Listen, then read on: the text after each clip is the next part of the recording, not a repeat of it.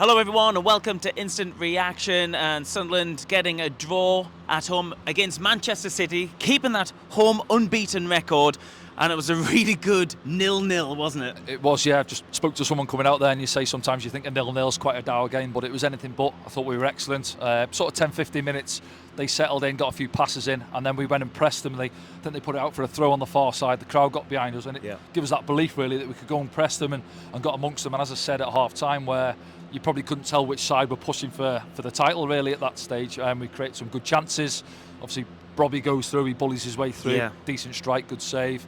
And then I think Trey Hume had a header as well, didn't he? So we had a couple of good opportunities and, deserved to go in certainly at the break at 0-0. Well, let's talk about before the ball was kicked, Danny, because there was one change in the starting 11. Eliza Mayenda starting instead of Chris Regan, right until maybe into the 80th sort of minute.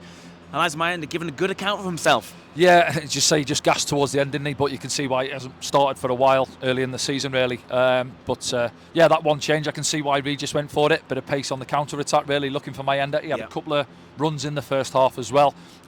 Shot second half, just didn't quite catch it. Maybe took 2 or 3 touches. I think a sharp and match fit Elijah Mayenda gets a good strike away there. But give a good account of himself, I thought. Obviously changes then, Robbie comes off and Isidore as well and Mundle there, so you're changing your front three, but we just couldn't create that good clear-cut opportunity really in the second half.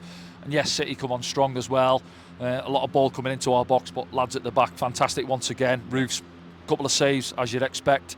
To a man, they were fantastic this evening. Yeah, and obviously Man City having an amazing bit of depth on their bench to bring on players like Rodri in the second half and Doku as well, just showing the gulf between the two sides. And Sunderland playing this game, we worked out about 5 or 6 starting players missing from this fixture. Imagine if they were involved. Exactly that, yeah. You're thinking, aren't you, what could have been really? But as I say, these lads know where we're at. Obviously, when we made the signings in the summer, you know where the lads have got to go away for AFCON and we've got to dig in. And lads are getting opportunities now. Just spoke to Dennis Sirkin as well. Dennis has chalked off another 90. He was fantastic this evening, I thought, as well. Up against Turkey, kept him relatively quiet throughout the game. And as I say there, Mayenda, 1 or 2 others coming into it now, and they've got to get up to speed sharpish because the games are coming every 3 or 4 days. Yeah, a lot of fans were maybe frustrated at times with the officials, especially maybe the referee, Jarrett Gillard, who's a bit of a pantomime villain anyway here because of the time he sent off Dan Neil for swearing, didn't he, in the Middlesbrough game. There was a few frustrated calls for handballs, wasn't there, and that kind of thing. And there was incidents of maybe Manchester City time wasting or playing football in a smart way where they were slowing down when we had possession, but also getting those incremental gains around the pitch, like taking throw-ins 5-10 yards ahead of where they should have been. That frustrated the crowd, but if anything, it galvanised the crowd, didn't it? Yeah, it did. Yeah, you could hear it. Obviously, I think the crowd weren't happy. As you said, 1 or 2 handballs, it felt like, or a late challenge, which possibly warranted a yellow card, which wasn't given. Listen, I know refs want to try and let the game breathe and flow a little bit more, but when it's obvious and 35, 40,000 fans can see an incident, then maybe you think he's let it slide and it should have been called. But listen, it is what it is. Again, you want to talk about the ref after the shift that the lads have put in there this evening. And as I say there, without singling any lads out, they'll be in there. The lads will be feeling it. They'll be leggy this evening. But they wake up tomorrow and they're delighted the home record's still intact, unbeaten here.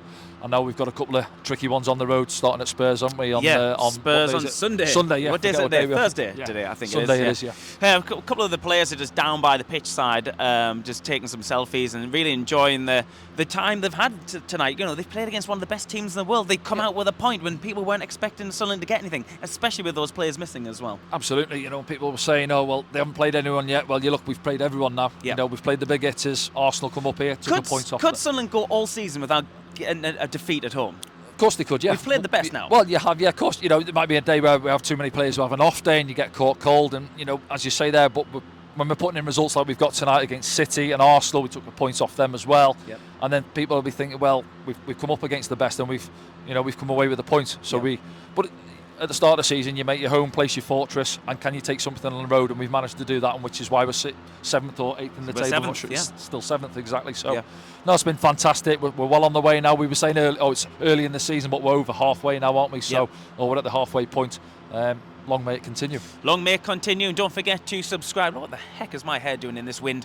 Don't forget to subscribe, like and share these posts, our instant reactions. And we'll probably jump on as well, do a bit of a prediction post as well as we look forward to the next game. But for now, we'll see you next time. See you soon.